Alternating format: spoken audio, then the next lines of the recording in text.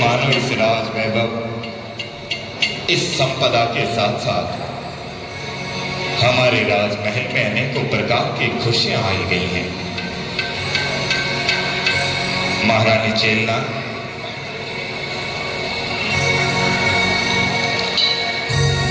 इतने नौकर चाकर, इतने दास दासी होते हुए भी हम तुम्हारे मुखड़े पर एक मलिनता, एक दुख की किरण देखा करते हैं।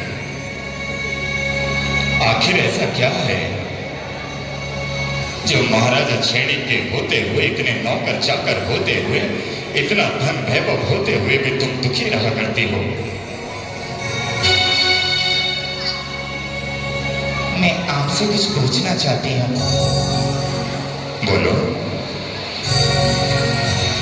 जीवन में सभी तो विवाह करते हैं और एक पत्नी का यही धर्म कहलाता है कि वह अपने पति से पूर्ण विश्वास से रहे। लेकिन आप बताइए राजा जी कि यदि कोई पुरुष अपनी पत्नी के साथ विश्वासघात करे तो उसके साथ क्या होना चाहिए? विश्वासघात? जो बेटी अपना घर छोड़कर आई है, यदि उसका पति उसके साथ विश्वासघात करे तो उसका जीवित रहना ही व्यर्थ है। महारानी, क्या तुम्हारे किसी सैनिका, किसी दास दासी के साथ ऐसा हुआ जिसके कारण तुम ये पूछ रही हो?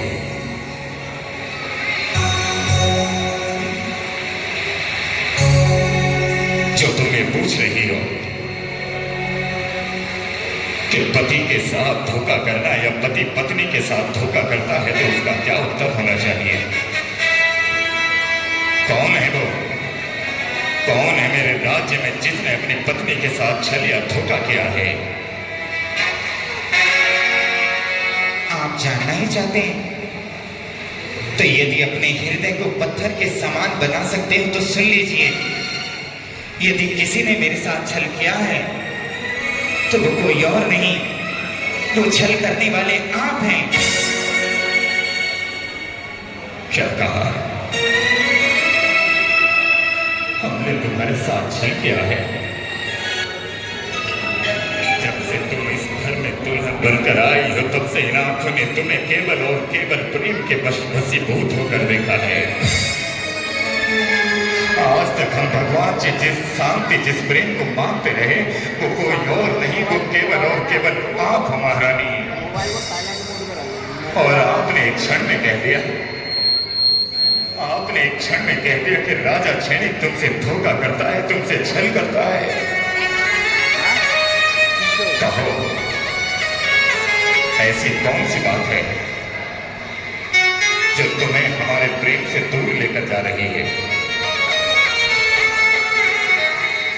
आप ही सोचें, विवाह से पहले आपने मुझसे कहा था कि राजकुमारी चेलना, हमारे राज्य में अनेकों प्रकार से तुम अपने धर्म प्रभाव न कर सकती हो। लेकिन जब से इस राजमहल में आई हो, ना आपके राज्य में कोई जिन मंदिर है और ना अब तक किसी दिगंबर साधु के दर्शन हुए हैं।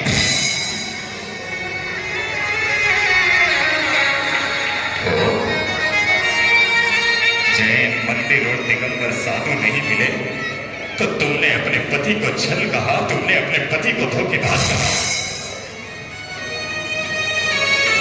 क्या तुम्हारे शस्त्र और शास्त्रों ने इतना नहीं कहा कि महारानी पति का धर्म स्वीकार करना भी पत्नी का धर्म होता है, उसका कर्तव्य होता है? क्या हमने तुमसे कभी तक कहा? और महारानी रही छल की बात, तो तुम्हारा भी धर्म ये कहता है कि तुम अपने उस पाखंडी जैन धर्म को छोड़कर हमारे धर्म को स्वीकार करो। आप जब हमें नहीं समझ पाए तो भला आप किसी को क्या समझेंगे? मैंने जैन कुल में जन्म लिया है और सच्चा जैन वही कहलाता है जो यदि मर भी जाए, मिट भी जाए, लेकिन तब भी अपने जैन धर्म को ना छोड़े।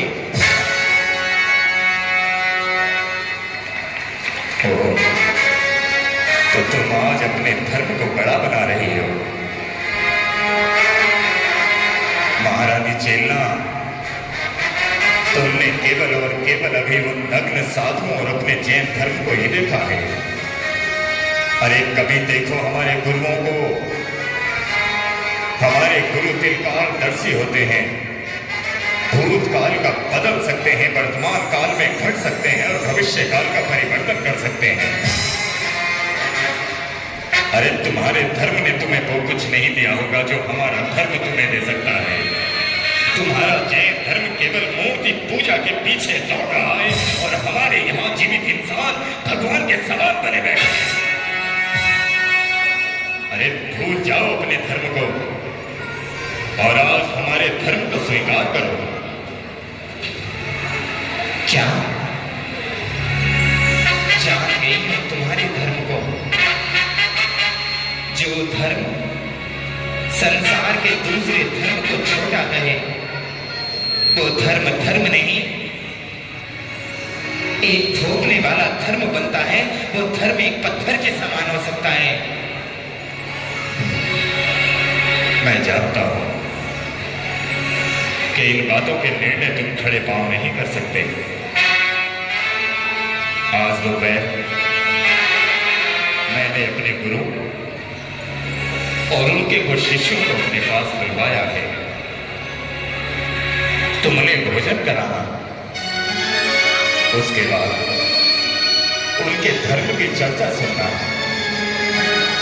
यदि तुम्हें उनकी बातें जचती हों, धर्म की बातें अच्छी लगती हों, तो तुम हमारा धर्म स्वीकार करना। मैं प्रतीक्षा करूंगा, तुम भी तैयारी करो। आप चले जाओ तो आपके आश्रम की कुर्सी मुझे मिल जाए, फिर मैं भी चेले बनाओ, चेले बनाकर उनके चेले बनाओ। अबे चुप हो जा। ये केवल मैं पूछ रहा हूं कि अगर आश्रम को छोड़कर चला जाऊं तो, और तू है कि मेरे आश्रम की गद्दी लेना चाहता है। गुरु जी ऐसा ही होता है, गुरु के मरने पर चेला, चेले के मरने पर पीछे वाला अकेला।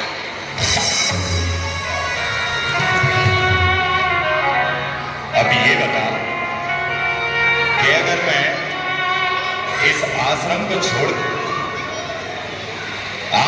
छोड़कर चला जाऊं तो इस आश्रम का नाम कैसे रोशन करोगे? ये तो बड़ा आसान है गुरु जी। आश्रम का नाम इतने बड़े बैनर पर लिखवाऊंगा और उसके पीछे छोटी छोटी 4 ट्यूबलाइट लगाऊंगा। उन ट्यूबलाइट को जला दूंगा, हो गया तुम्हारे आश्रम का नाम रोशन।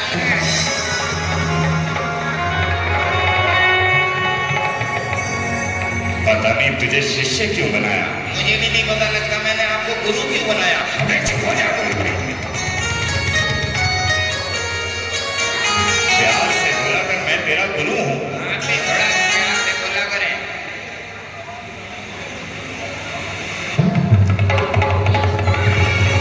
लेकिन गुरु जी, आज आप सुबह से आश्रम से पैदल पैदल जा रहे हो, लेकिन हम जाएंगे कहाँ ये कौन बताएगा?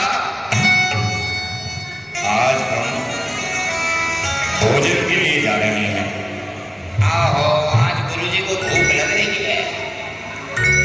भोजन के लिए तो जा रहे हो, लेकिन किसके घर जाओगे, किसके गांव जाओगे, किसके राज्य में जाओगे? आज हम राजा छेनिक के राजमहल में भोजन के लिए जा रहे हैं। अरे गुरुजी, आपके पास भी बस बुद्धि कम है। जब राजा ने भोजन के लिए बुलाया तो राजा से ही बोल देते कि भोजन हमारे आश्रम में भिजवा दे। जाने से भी बच जाते और भोजन भी बचा लेते। क्या करूं तेरा? आश्रम की गद्दी दे दो मुझे। अबे चुप हो जा, चुप हो जा, चुप हो जा, चुप हो जा, चुप हो जा, चुप हो जा। जब देखो आश्रम की गद्दी, आश्रम की गद्दी, आश्रम की गद्दी। आप भी तो गद्दी पे बैठे हो।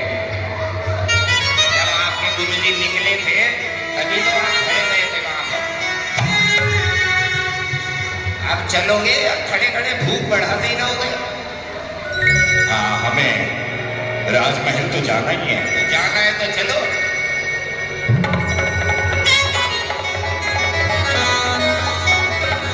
गुरुजी, हाँ, अरे सुनो तेरा कल गुरुजी के साथ क्या क्या घटनाएं घटित हुई। चलो आज राजमहल की ओर चलते हैं, चलिए आइए।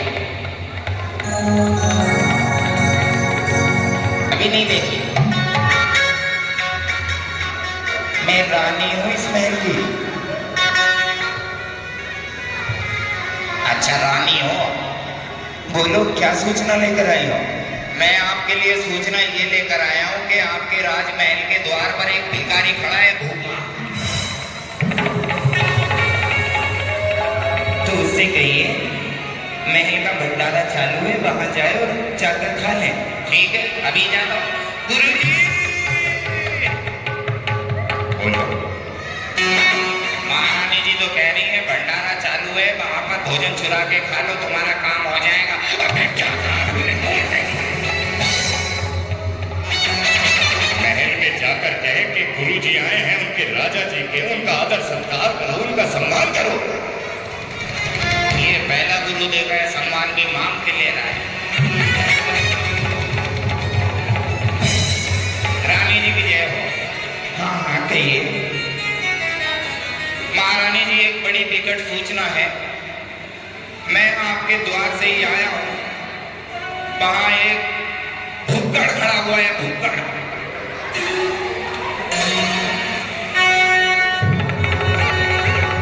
और कहता है अगर भोजन नहीं मिलेगा तो वो अपना हाथ ही चबा डालेगा। मैं कुछ समझी नहीं। अरे समझना क्या है, आश्रम से आपके राजा जी के गुरुजी आए हैं, वो बार बार कहते हैं कि भूख लगी है, भूख लगी है, इसलिए बस कोई याद आ रहे हैं। क्या करूं? आप उनसे कहिए कि वो राजमहल में आए और भोजन ग्रहण करें। ठीक गुरुजी। बोलो। मैंने महारानी जी से आपका नाम कहा तो उन्होंने कहा मैं गुरुजी को नहीं जानती। फिर मैंने अपना परिचय दिया तो हाथ जोड़कर बुलवा रही है हमें।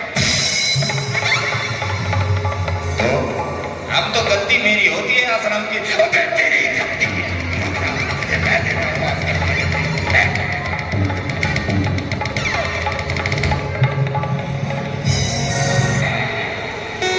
तूने मेरे सामने खाया। आप तो तारे देख रहे थे।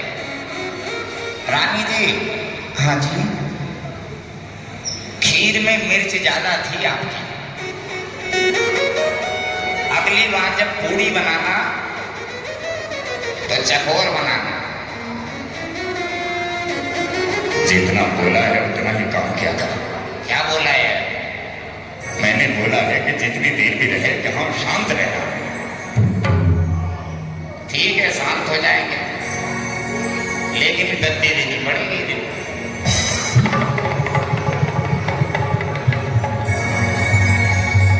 महारानी, आज ही सुबह राजा जी ने हमें सूचित किया था कि आप इस राज्य में रहकर जिनेंद्र भगवान की उस जैन धर्म की स्तुति करते हुए उसकी वंदना कर रही हो। लेकिन आपको यह ज्ञात नहीं होगा कि इस राज्य की सीमा में जिसने भी जैन धर्म या दिगंबर साधुओं का नाम लिया है उन्हें हमने जीवित नहीं मृत्यु दंड दिया है।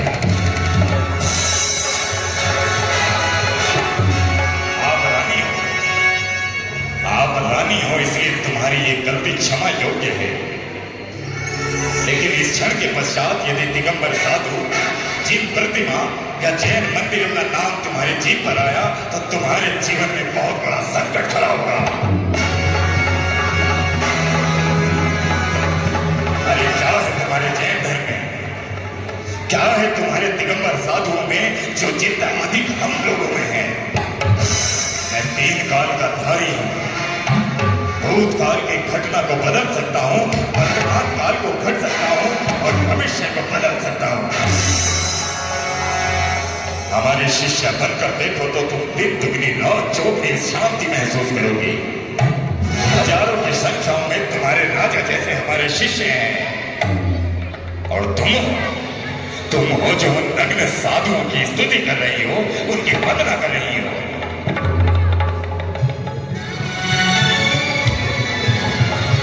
तो आप क्या कहना चाहते हैं? कि मैं अपना धर्म भूलकर आपके धर्म को स्वीकार कर लूं? उत्तम तो यही होगा, क्योंकि पत्नी का भी यही धर्म होता है कि अपने पति के धर्म का अनुपालन करे। इसलिए थोड़े कहे को अधिक समझो, जितना जल्दी हो सके अपने धर्म को भूलकर हमारे धर्म को स्वीकार करो। हम कोई साधारण गुरु नहीं, हम त्रिकाल ज्ञान के ज्ञानधारी हैं। हम वो सब कर सकते हैं जो तुम लोगों ने कभी सोचा भी नहीं होगा। अरे छोड़ दो ऐसे धर्म को, छोड़ दो ऐसे संतों को जो ना स्वयं का शरीर ढक सकते हैं, ना स्वयं को कुछ सम्मान दे सकते हैं। कल प्रातःकाल तुम मेरे आश्रम में आना, तब मैं तुम्हें अपने धर्म की और विशेषता बताऊंगा। उन विशेषताओं को जानने के बाद तुम अपने उस जैन धर्म को देखना कितना तुच्छ और छोटा समझोगे। आपकी सोच से ही पता लगता है मेरा जैन धर्म, जो संसार के सभी धर्मों को एक समान कहता है, और एक आपका धर्म है जो अपने धर्म को छोड़कर संसार के सारे धर्मों को निम्न धर्म कहता है। भला ऐसा भी क्या धर्म जो दूसरे धर्म को छोटा दिखाता हो? महारानी, हम यहाँ तुम्हारे मन की बातें सुनने नहीं आए हैं। जितना शीघ्रता से हो अपना धर्म छोड़ो और हमारे धर्म को स्वीकार करो। चलो शिष्य।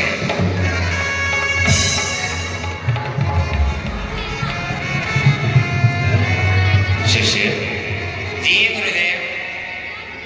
इस द्वार पर हमारी चरण पादुकाएं रखी हुई थी, तो मेरे पांव में एक पांव की पादुका नहीं मिल रही। तुम क्या कहते हो?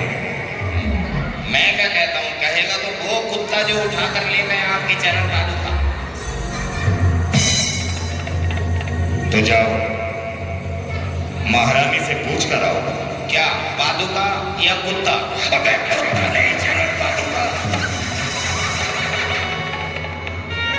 लेकिन गुरुजी को कुत्ता ढूंढेंगे तो पादुका जरूर मिल जाएगी। अबे क्या करो तेरा, क्या करो तेरा?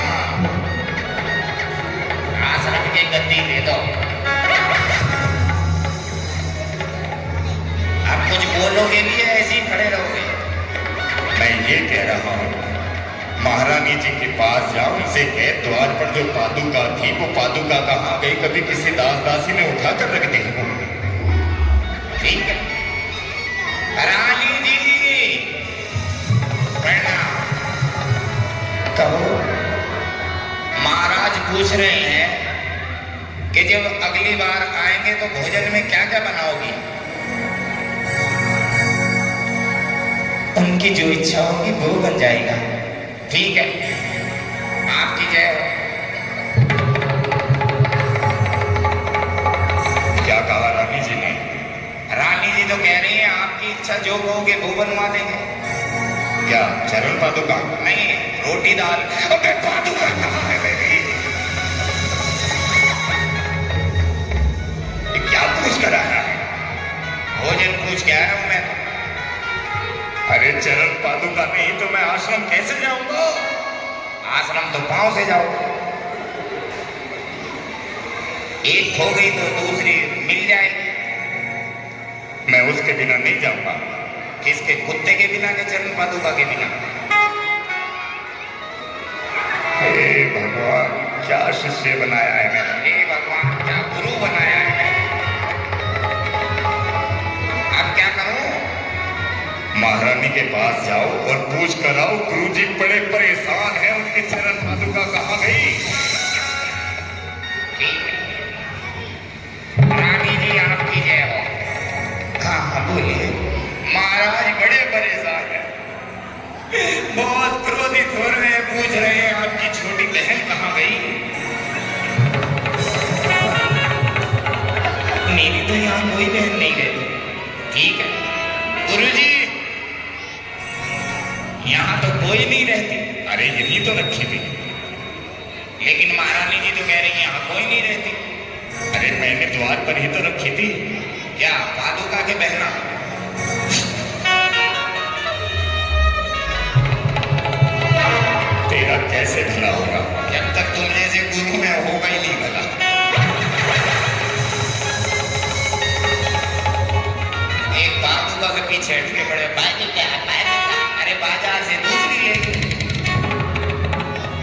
मुझे वही चाहिए। वही चाहिए तो जाके खुद पूछो। मुझे ही जाना होगा। ये काम तो पहले भी कर ले।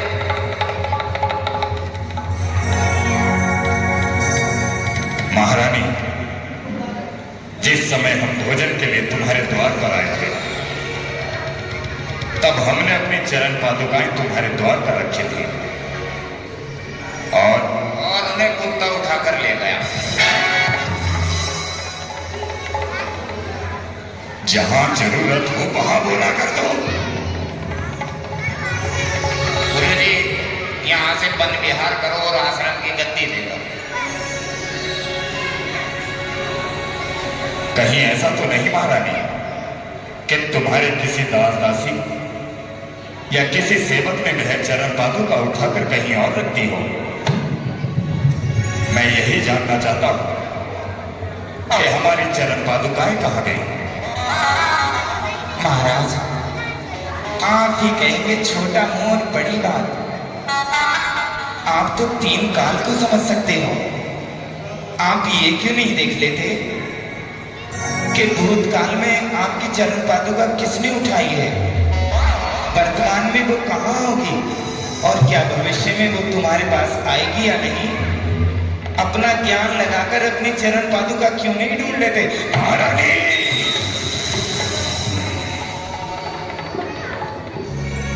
अपने शब्दों का मर्यादा में रखो तो ही अच्छा होगा। तुम क्या सोचती हो कि एक तुच्छ सी पादुका के लिए हम अपना अर्जन किया हुआ ध्यान यहाँ पर भंग कर दें और तुम्हें अपने चमत्कार दिखाते रहे? क्या तुमने इसीलिए हमारी चरण पादुका छुपाई है ताकि तुम हमारी परीक्षा ले सको? आज तक भी किसी आश्रम में या किसी धर्म के गुरुओं ने मेरी परीक्षा लेने की जिज्ञासा नहीं की है। और एक तुम हो जो चरण पादुका छुपाकर तुमने हमारा अपमान किया है, हमारे ज्ञान की परीक्षा लेना चाहती हो। महारानी, हम यहाँ आए थे तुम्हारा धर्म छोड़कर अपना धर्म स्वीकार करवाने के लिए और तुम हो गए एक गुरु की ही परीक्षा ले रही हो। हम तुम्हें कभी क्षमा नहीं करेंगे। तुमने धर्म गुरु को घर पर बुलाकर उसका अपमान किया है। हम तुमसे इस अपमान का बदला जरूर लेंगे। राजा छेड़े, राजा छेड़े।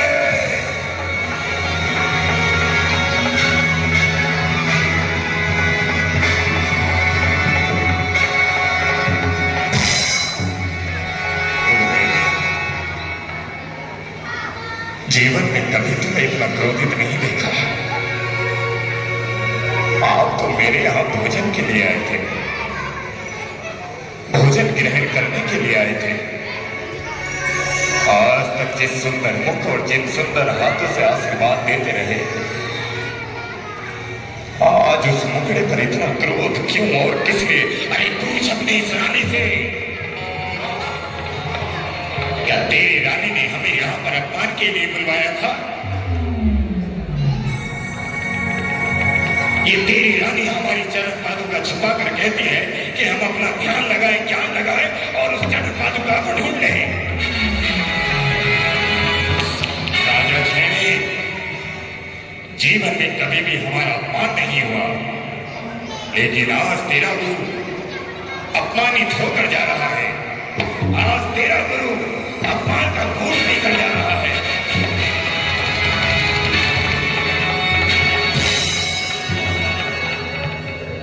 क्या ये सत्य है? क्या ये सत्य है कि गुरुजी क्रोधित जो हुए हैं तुम्हारे खिलाफ, तुम्हारे खिलाफ के लिए हुए हैं? तुम कह क्यों नहीं देती? तुम ये कह क्यों नहीं देती कि गुरुजी असत्य बोल रहे हैं, तुमने उनका कोई अपमान नहीं किया? मैंने अपमान नहीं, मैं तो केवल उनकी परीक्षा लेना चाहती थी। मैंने उनकी चरण पादुका छुपाई और उनके उस ज्ञान को देखना चाहती थी जिस ज्ञान को बताकर वो सबका मूर्ख बता रहे हैं। रानी, तेरा एक एक शब्द हमारे हृदय को जी रहा है। राजा छेड़े, तू मेरे उद्देश्य एक है, वचन दे मुझे कि जब तक तू किसी दिगंबर साधु का अपमान नहीं कर देता तब तक तू मुझे अपना चेहरा नहीं दिखाएगा। जब तक तू जैन धर्म का अपमान नहीं कर देता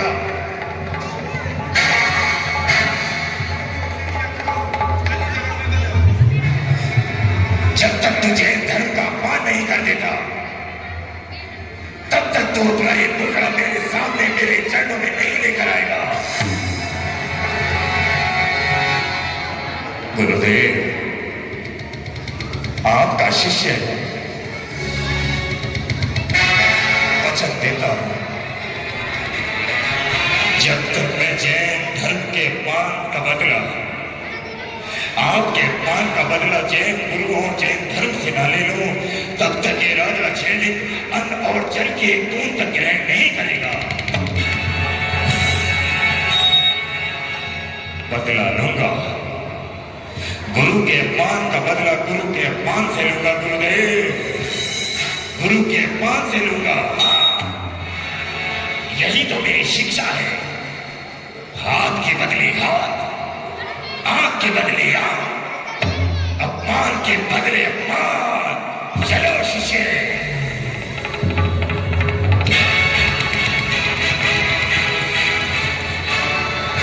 तुमने जो कहा हम उसे हंसकर स्वीकार करते आए, लेकिन तुम्हें कहो कि राजा छैनिक अपने गुरु के अपमान का बदला स्वीकार करे तो कैसे? तुमने हमारे गुरु के अपमान को करती रही और गुरु जी यहाँ पर खड़े होकर चिल्लाते रहे।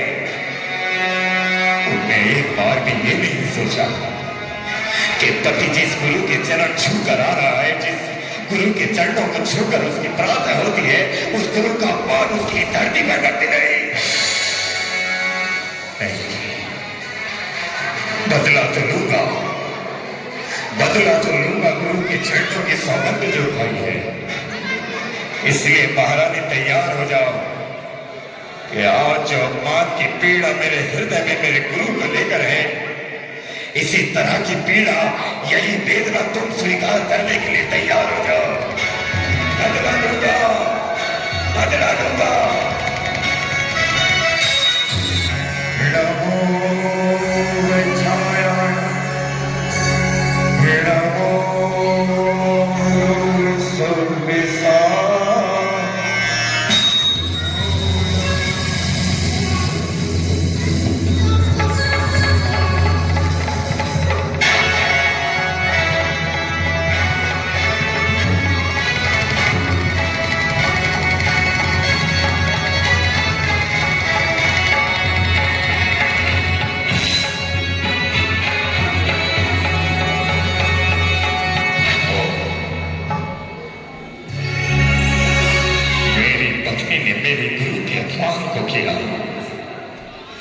मेरी पत्नी ने घर बुलाकर मेरे गुरु को इतना अपमानित किया कि गुरु जी क्रोध का अंबार बनकर मेरे घर से चले गए। आज तक जिस गुरु को मैं भगवान समझता आया, मेरी ही सबसे प्रिय, मेरे ही सबसे अधिक प्रेम करने वाले ने उनका अपमान कर दिया। कैसे बदला लूं? गुरु के अपमान का बदला कैसे लूं? कैसे बदला लूं? कैसे लूं?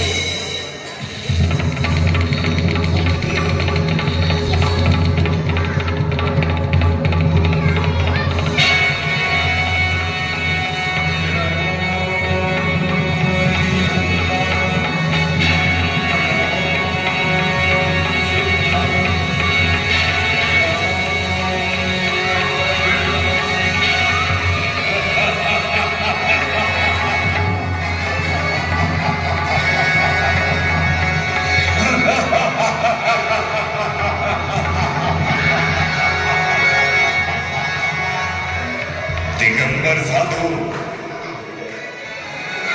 ढोंगी साधु, अरे बंद कर अपने मंत्रों को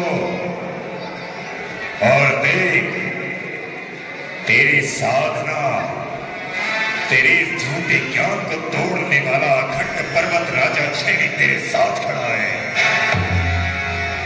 खोल अपनी आंखें और देख, महसूस कर इस डर को।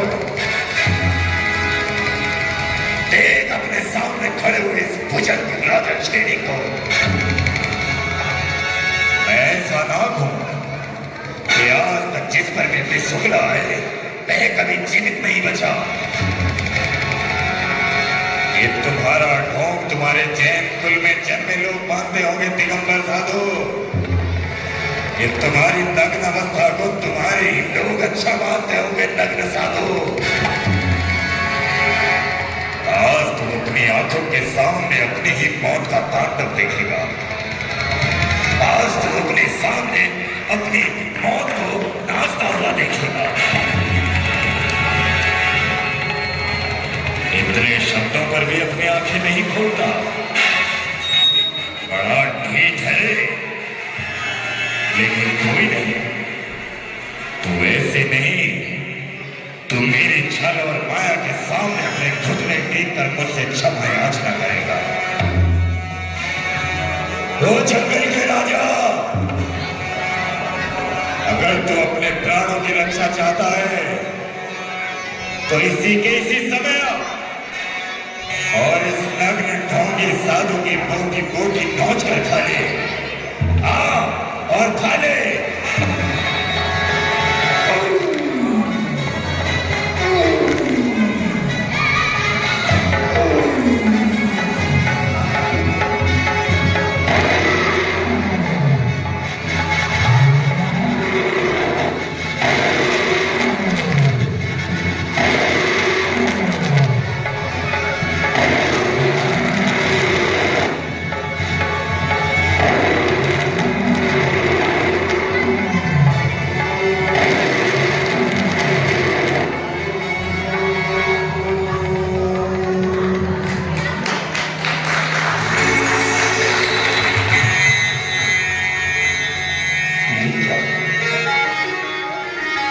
आज तक जो हिंसा करता रहा, आज तक जो दूसरे के मांस और रक्त हड्डियां खाकर जीवित रहता रहा, आज वो इस नग्न साधु को देखकर नतमस्तक हो गया। आज ये हिंसा करने वाला इस साधु को देखकर अहिंसक हो गया।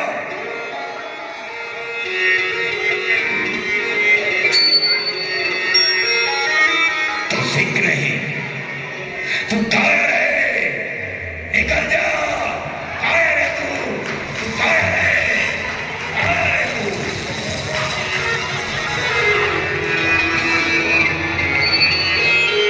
ये ढोंगी साधु, ये नग्न साधु आखिर ऐसा क्या काला जादू कर रहा है जो इसके सामने शेर भी नतमस्तक हो गया। अगर कल काम ना आया तो छल से काम चलाऊंगा।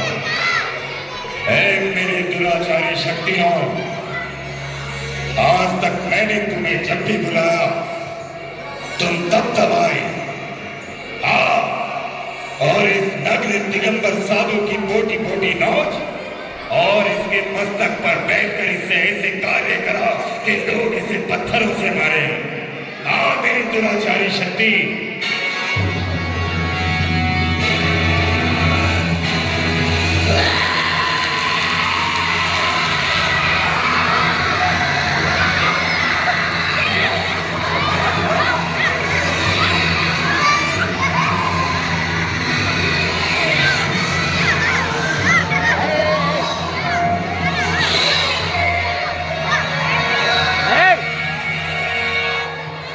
वीडियो बन गई क्या?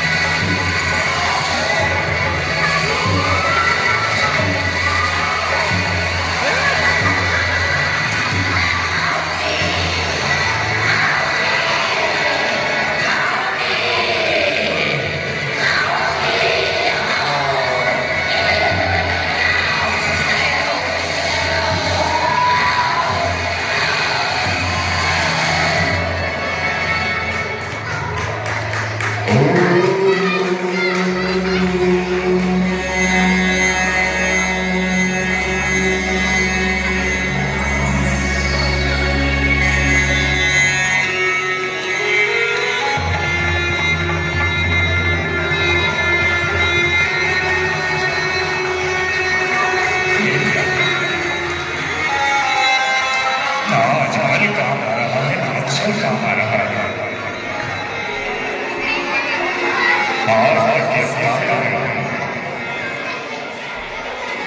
आज तक किस कायर ने जिसका भी कहा उसका रक्त खाती रही, पीती रही, लेकिन आज तो इस साधु के काले जादू के सामने तू भी नहीं चल पाई।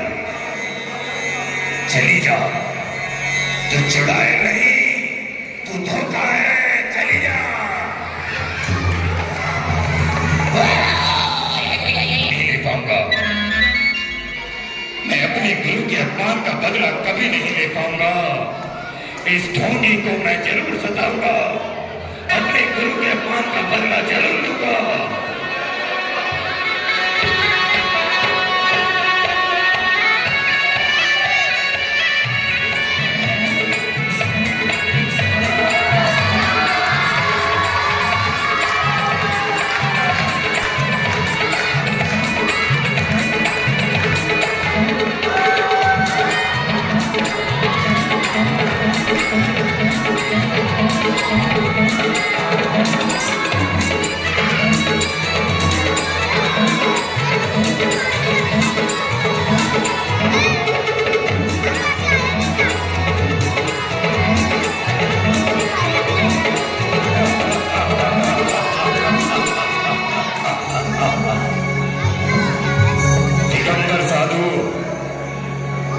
जिस समय तू अपने गले में इस सर्प को देखेगा,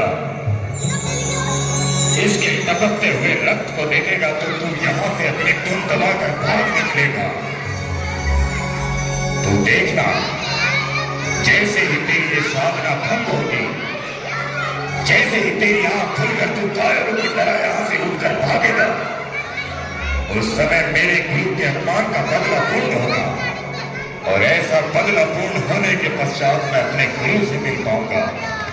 मैं दिखा दूंगा दुनिया को कि तुम दिगंबर ढोंगी हो, तुम्हारा धर्म छोटा है, मेरा बदला पूर्ण हो जाएगा, पूर्ण हो जाएगा, पूर्ण हो जाएगा। महारानी, जिस चीज को सोचते सोचते नींद भी चली जाए और वो चीज पूरी हो जाए तो प्रसन्नता तो बनती ही है।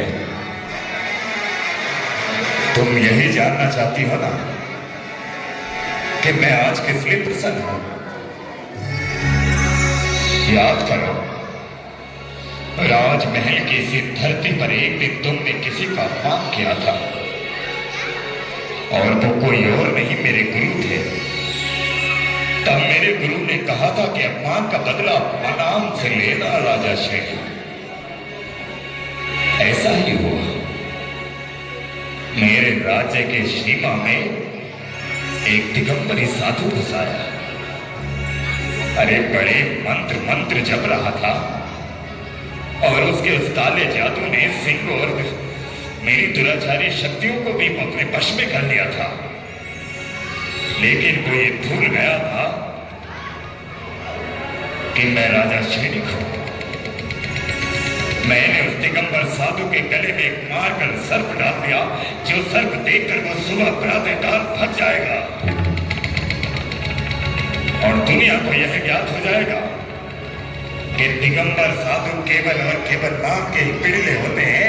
यदि साधना में मरा हुआ सर्प भी गले में डाल दिया जाए तो वो साधु वहां से उठकर दम दबाकर भाग जाया करते हैं। मैं आपको क्या करूं, कैसे समझाऊं मैं आपको? ना आपने अपनी पत्नी को जाना, ना पत्नी के जैन धर्म को जाना, ना जैन धर्म के दिगंबर साधुओं को जाना। आप जानना चाहते हैं, यदि वो दिगंबर साधु ही हुए तो भले ही इस धरती पर प्रलय ही क्यों ना आ जाए, भले ही ये धरती उथल पुथल क्यों ना हो जाए, लेकिन दिगंबर साधु अपनी साधना से तनिक भी नहीं टिकते।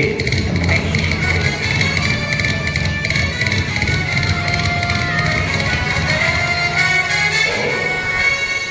इतना मान अभिमान है उद्धव के दिगंबर साधुओं पर, तो ठीक है, यदि तुझे अपने धर्म का इतना मान है तो मुझे अपने धर्म का भी अभिमान है।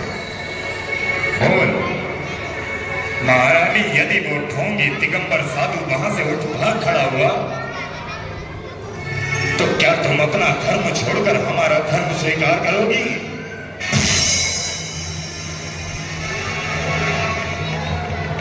यदि वो दिगंबर संत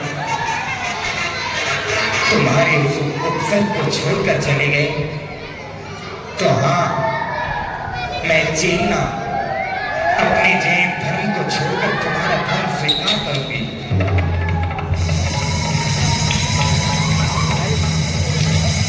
और यदि ऐसा नहीं हुआ तो, यदि वो दिगंबर साधु यथावत अपने स्थान पर बैठे रहे तो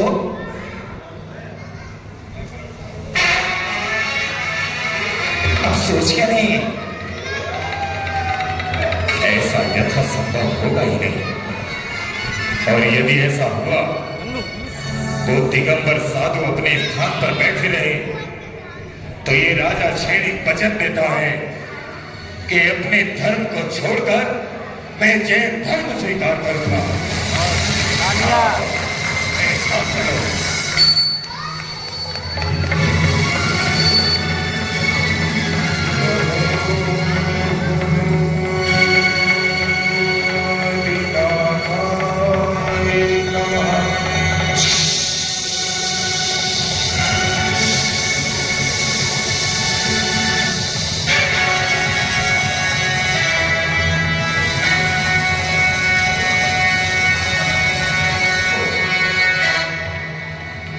मैं ये क्या देख रहा हूं? सर्प के रक्त के कारण इन साधु के शरीर पर लाखों करोड़ या चींटियां एक साथ काट रही हैं। लेकिन देखो, इन दिगंबर साधु के मुख पर तनिक भी दुख नहीं है। ये कितना बड़ा पाप कर दिया मैंने, ये कितना बड़ा पाप कर दिया मैंने। हे दिगंबर मुनि, मुझे क्षमा कर दो, मुझे क्षमा कर दो।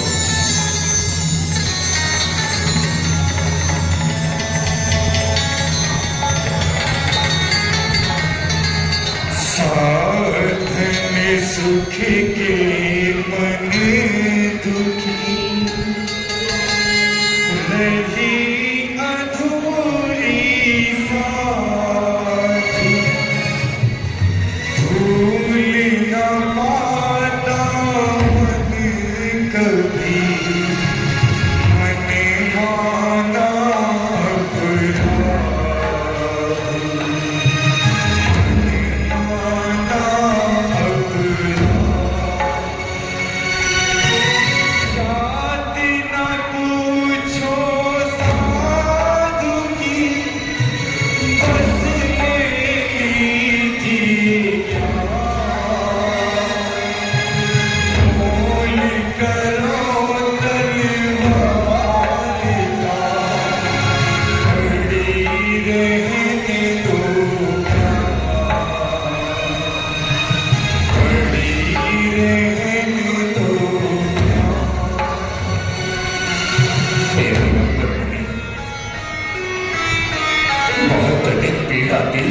तुम्हारे शरीर को। ये राजा क्षणिक क्षमा का पात्र तो नहीं है, लेकिन हे करुणा के सागर, यदि हो सके तो मुझे क्षमा कर देना। राजा क्षणिक, जिस जैन धर्म को आज तक तुम छोटा कहते आए, जिस जैन धर्म को आज तक तुम बात बात पर टोकते आए, उसी जैन धर्म में आज पर्युषण महापर्व प्रारंभ हुए हैं। और इस महापर्व में उत्तम क्षमा एक पर्व आया करता है। और हमेशा दिगंबर साधु सबको उत्तम क्षमा से क्षमा कर दिया करते हैं। हे मुनि श्री, इस क्षण के पश्चात मेरे जीवन का ये चक्र क्या कहता है? राजा छेड़ी, तुम्हारे जीवन का चक्र कहता है कि तुमने एक दिगंबर मुनि पर उपसर्ग किया, जिससे तुम 7वें नरक का वध करते हो। एक दिगंबर मुनि को साक्षी मानकर पापों का पश्चाताप कर रहे हो, पहले नरक में आते हो। और जिस प्रकार तुम्हारा भविष्य जैन धर्म में अनुकूल रहेगा, जैन धर्म में लगा रहेगा, इसी प्रवृत्ति से तुम आने वाले समय में तीर्थंकर प्रवृत्ति का वध कर रहे हो।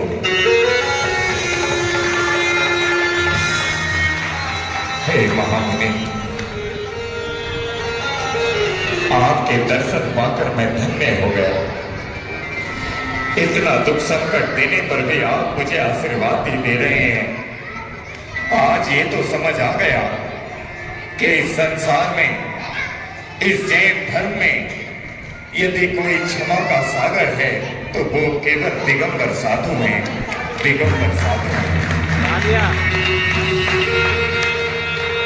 आज के ये पर्युषण महापर्व, जिसमें 10 धर्म हैं, आज धर्म देखिए उत्तम क्षमा का है। और मुझे इन महामुनि ने, इन दिगंबर संत ने उत्तम क्षमा का महादान दिया है, उत्तम क्षमा का महादान दिया है। मैं अपने नगर के चौराहों पर जैन मंदिर बनवाऊंगा, जैन संत शालाएं बनवाऊंगा। मेरे राज्य में जिसमें कभी कोई जैन धर्म का नाम लेने वाला नहीं था, वो अब हमेशा तीर्थंकर प्रभु का नाम जपता रहेगा, नमो का महामंत्र का नाम लेगा। धन्य है ऐसा जैन धर्म, धन्य है ऐसे महामुनि, धन्य है